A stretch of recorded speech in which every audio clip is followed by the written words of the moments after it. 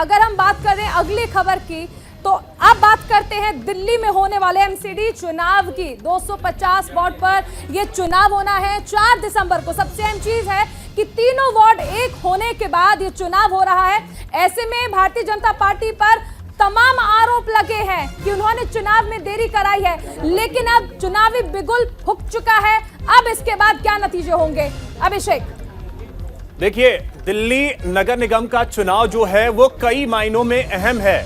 आरोप प्रत्यारोप का दौर है, सियासत है, वो चलते रहता है, लेकिन सबसे बड़ी बात यह है कि एमसीडी के इस बार के चुनाव जो हैं वो कई मायनों में अहम हो जाते हैं। क्योंकि दिल्ली के बारे में कहा यह जा रहा है, आम आदमी पार्टी लगातार यह दावा कर रही है कि अगर आप हमें दिल्ली में तो बिठा चुके हैं, एमसीडी में भी अगर बिठाते हैं तो दिल्ली की सूरत जो है वो हम बदल करके रख देंगे। सूरत कितनी बदलेगी ये तो वक्त बताएगा, लेकिन फिलहाल ग्राफिक्स के जरिए भी कुछ चीजें आपको समझाने की कोशिश करेंगे कि कैसे वार्ड की संख्या कम की गई है, इसका असर क्या पड़ने वाला है। आज हम नजर डालेंगे किस पार्टी की क्या ताकत है, एमसीडी में बीजेपी की ताकत क्या है। बड़ी इलेक्शन मशीनरी है, बड़ा संगठन है बीजेपी का, इसका फायदा मिल सकता है। साथ ही साथ पन्ना प्रमुख से हर बूथ तक बीजेपी पहुंच चुकी है। ये सभी राज्यों में बीजेपी का हाल रहता है। यह सबसे मजबूत पक्ष है बीजेपी का पन्ना प्रमुख। चुनाव में आरएसएस का भी सहयोग रहेगा।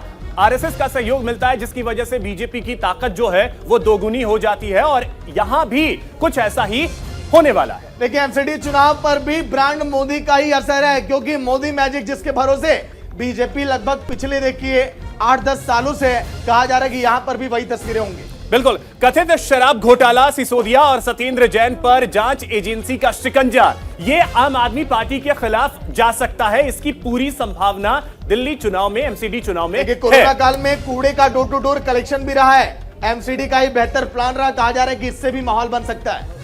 ये काम रहे। प्रधानमंत्री गरीब कल्याण योजना से गरीबों को राशन जो मिला है, कहा जाता है कि उत्तर प्रदेश में चुनाव इसी वजह से बीजेपी ने जीता है, तो हो सकता है एमसीडी में भी इसका असर देखने को मिल सकता है। तो चलिए जल्दी से आम आदमी पार्टी की ताकत क्या है ये भी अब जान लेते हैं, क्योंकि वक्त थोड़ा कम है। आम आदमी पार्टी की ताकत एमसीडी में क्या है? आम आदमी पार्टी के लिए सीएम केजरीवाल का चेहरा ही सबसे बड़ी ताकत है आम आदमी पार्टी के लिए दिल्ली एमसीडी चुनाव में। यह चेहरा सबसे अहम है आम आदमी पार्टी के लिए, एमसीडी चुनाव ही नहीं बाकी सभी चुनाव में। अलग अलग वार्डों में पार्टी के संगठन का तेजी से विस्तार। अब दिल्ली के किसी भी वार्ड में जाएं तो आम आदमी पार्टी ने खुद को विस्तार किया है, खुद का विस्तार किया है, यह सबसे बड़ी बात रही है। देखिए, पार्टी के नेता और कार्यकर्ता काफी एक्टिव हैं। सहयोगी नमित त्यागी भी लाइव जुड़ेंगे पूरी जानकारी के साथ। इन तमाम ताकतों पर उनसे हम बात करेंगे कि किसका पलड़ा भारी होगा। नमित, पिछले 2-3 मिनट से हम दोनों पार्टियों की ताकत बता रहे थे, और आप तो बखूबी जानते हैं पिछले काफी दिनों से देखिए एमसीडी चुनाव आप कवर कर रहे हैं। क्या लग रहा है किसकी ताकत यहां पर काम आने वाली, किसका पलड़ा भारी होगा एमसीडी चुनाव में? नमित,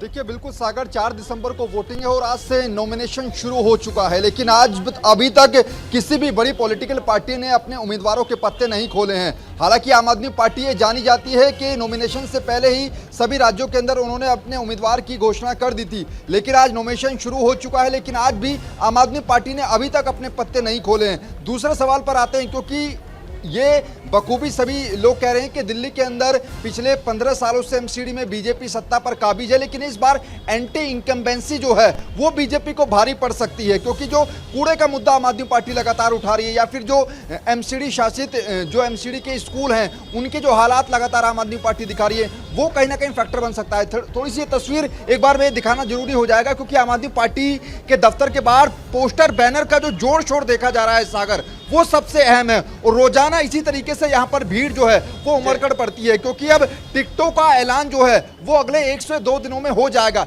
यही वजह है कि पार्टी कार्यालय के बाहर पोस्टर जो है वो चस्पा कर दिए गए हैं अलग अलग कार्यकर्ताओं ने। इसके अलावा जो रोजाना सैकड़ों की संख्या में भीड़ है वो पार्टी, देखिए आम आदमी पार्टी लंबे वक्त से कह रही थी कि आखिर भारतीय जनता पार्टी इलेक्शन क्यों नहीं करा रही है एमसीडी के, इसको लेकर सवाल तो उठाए जा रहे थे, लेकिन आम आदमी पार्टी वो कौन कौन से मुद्दे हैं जिन्हें लेकर जनता के बीच जाएगी, क्योंकि कूड़ा एक अहम मुद्दा रहने वाला है और उसको लेकर पिछले दिनों किस तरह से राजनीति गरमाई ये हम सभी ने देखा।